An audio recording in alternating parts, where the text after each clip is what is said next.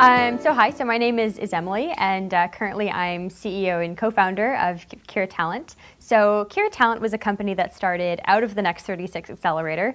So essentially we went through the program. It was a 9-month program where they chose 36 graduates from across the country in all different fields of study.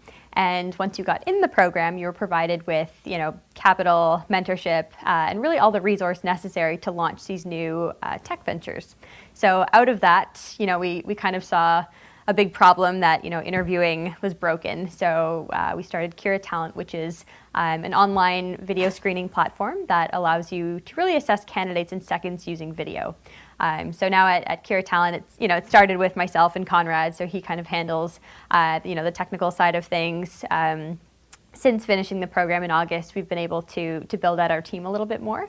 So now I'm less directly involved in sales 24/7 and more just on the team performance and fundraising and stakeholder relations. You can start a business today with as little as a couple $1,000s, not even, to get off the ground. But that small piece of capital is necessary to get started. Bringing in as many people as possible to take credit for your success, because the more that others take credit for your success, the more that word spreads, and you can get people on board helping you out. For us, we had a mentor throughout the entire Next 36 program. He ended up becoming the chairman of our company now, so he's John Kelleher. So mentorship was really a critical component to that.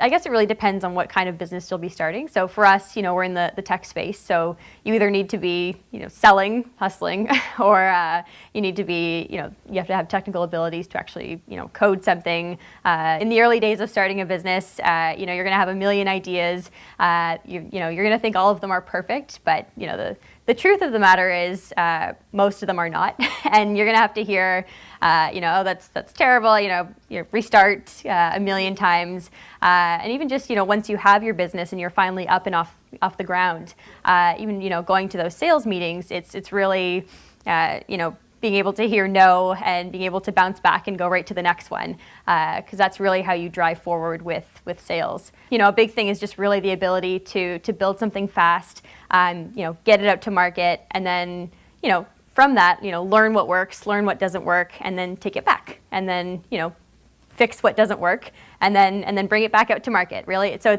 it's really about building a small piece of something, and then going out, getting some customers, testing it out, coming back and reiterating. Even if you're a small company of like 2 people, you have an idea and you're kind of going out trying to build something. Act as if you're a 50-person company or a 20-person company. Really act as if you have all the resources, all the force behind you, whether it's by getting press, whether it's through social media, and just really creating a buzz. Because it's really about showing people that you've got everything together and you're able to move and kind of keep up that momentum. So even if you horribly fail, your product doesn't work, or customers aren't liking it the way that you thought they would like it, you can always go back, you can always reiterate, bring it back to them, and everyone loves it when you come back and you say, hey, guess what, I fixed it, now it's fantastic.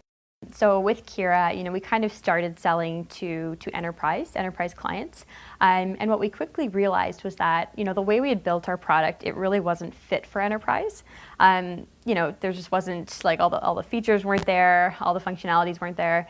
So it was really for us learning to make that adjustment to the right size customer that we'd be going after. So that was probably a huge piece. And even just when we were selling to enterprises at first, it's like they had very old technology.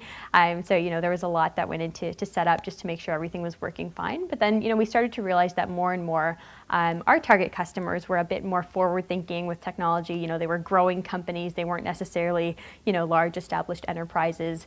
So that was definitely a learning experience for us. Every day you really need to make the most out of your day. A day can't go by when you're not doing anything or you're just wasting time. So you just really have to learn to be efficient and how to deal with that fear of how can I exponentially grow all the time. It's cheaper than ever to start a business these days, and on top of that, there's over 1,000 different accelerators and incubators in North America, and over 80% of them actually provide you with access to capital. So they give you the money, the mentorship, the resources that you need to start. What I would say to people who are sitting in school and who are thinking oh my God, I want to start a business or something, I would say it all starts with get getting an idea together, going out, talking to 300 people, testing your idea, come back, changing what doesn't work, what works, going back out. Because by the time you get out of school, there's so many different programs and opportunities that you can apply for. But you do really need to have, a solid idea that, you've validated. So you've talked to people about it. Maybe you've built a small part of it. So, maybe you found kind of the right people that you need that have the right skills to help you out. But it's a lot easier than you think it is. And I think, again, when I was in school, I thought it was like this huge barrier to start, but it really isn't. Like it's easier than ever today to do that. And then once you do get started, the biggest, I guess, tip or trick would be, to really keep that momentum going. So if you have, if you come out with a small, piece of the product, you go to one customer and they say that they love it, well then, use that. Tell the next customer, oh my gosh, we have this other customer and they absolutely love our product, because you do start to see that domino effect. And whether it's even just, one article that comes out about you in the paper, it's really easy to keep momentum going once it's started, as opposed to restarting it. So I think that's another big trick. Blogging is also great to really help, drive that buzz, just as we're seeing right now with MI.M Chronicles. So. Definitely keep your eye out for MI.M Chronicles, because over the next couple weeks you're going to see some amazing stories of different entrepreneurs, interesting articles. So definitely keep an eye out. It's worth checking out. Just watch as I start to reveal it.